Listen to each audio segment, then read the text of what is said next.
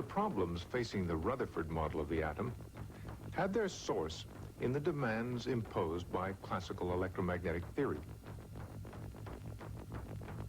Classical electromagnetic theory predicts that an orbiting electron should emit radiation. It predicts that this radiation will change in frequency as the electron loses energy. Eventually, the electron will spiral into the nucleus, causing who knows what to happen. But we can see with our own eyes this prediction is false. Some atoms glow in the dark by emitting visible radiation, but they do not change color, which would indicate a frequency shift, nor do they blow up, disappear, or otherwise self-destruct. It would seem that in its attempts to describe the atomic structure, classical theory delivers us to a frontier. Beyond this frontier, the laws describing some things must be radically different from those envisaged by Newton. Working under Rutherford was a brilliant young theorist, Niels Bohr, who came to the rescue of Rutherford's atomic model. He suggested that the laws governing the motion and behavior of large bodies and particles are inadequate to explain all the motions and behaviors of atoms and electrons. He proposed that an orbiting electron, despite the fact that it is an accelerating charge, does not necessarily radiate energy. A relatively new proposal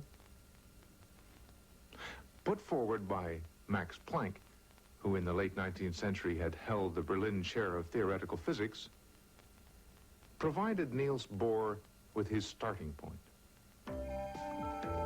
Planck proposed that matter, when emitting or absorbing radiation, does so not continuously as had been thought, but rather in discrete bundles of energy. Each bundle is called a quantum. Bohr knew that electrons traveling close to the nucleus in small orbits possess less energy than those moving in larger orbits.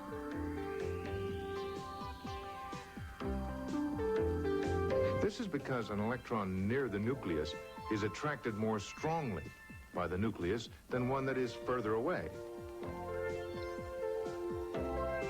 Energy is required and work must be done on an electron in order to move it from a small orbit to a large orbit. Bohr reasoned that the energy difference between the smaller and larger orbits must somehow be related to Planck's discrete bundles or quanta of energy. This led Bohr to conclude that around the nucleus of an atom, an electron may occupy only certain precise orbits or energy levels.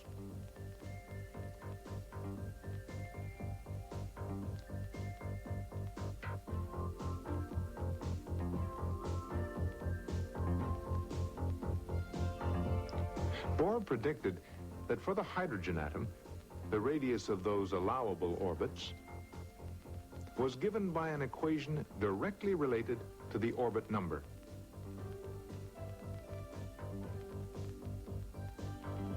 Because the radius depends on the square of the orbit number, the distance to successive orbits increases rapidly. There is no theoretical limit to the number of orbits. Bohr developed another equation to predict the speed of an electron in each orbit.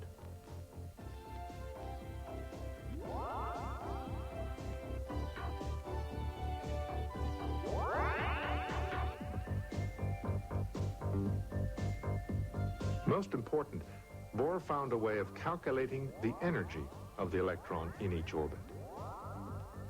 It's a function of the speed of the electron and the attraction between the nucleus and electron.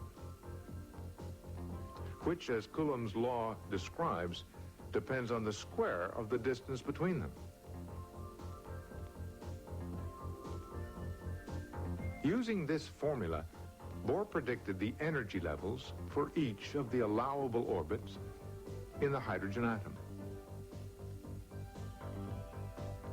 In formulating his concept of atomic structure, Niels Bohr concerned himself primarily with the simplest atom, hydrogen, which has one electron. By calculating the possible energy levels of orbiting electrons, Bohr was able to explain the specific frequencies of radiation that can be detected when hydrogen is under constant bombardment from moving electrons. In Bohr's concept, a free electron may eventually collide with an orbiting electron. Such a collision can transfer energy to the orbiting electron. The question is, how much energy must be carried by the free electron in order to knock an orbiting electron out of its orbit? What is needed is enough energy to overcome the difference between this orbit and another higher orbit. In this case, if the energy of the bombarding electron is less than 10.2 electron volts, there will be no interaction between the target atom and the free electron. But an electron of exactly 10.2 electron volts can give up all its energy to an orbiting electron in the ground state and bounce it up to the first excited state, n equals 2. The free electron will escape from the atom with zero energy. An electron is not limited to a jump to the nearest higher orbit. It can jump to a farther orbit, as long as a colliding free electron has at least enough energy to equal the difference between the orbits in question. In every case, any leftover energy is retained by the free electron. If a bombarding electron has and gives up more than 13.6 electron volts to a hydrogen atom, the orbiting electron is liberated from the nucleus, and the atom becomes ionized.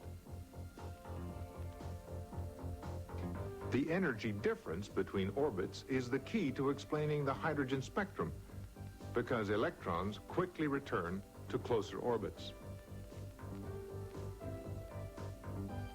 Bohr proposed that the electron, in returning to a lower orbit, would give off, in the form of a photon, a quantum of energy that exactly equals the difference in energy between the two orbits. This photon is, of course, detectable radiation. For the hydrogen atom, Bohr calculated the energy differences between all the allowable orbits and the frequency of a corresponding photon.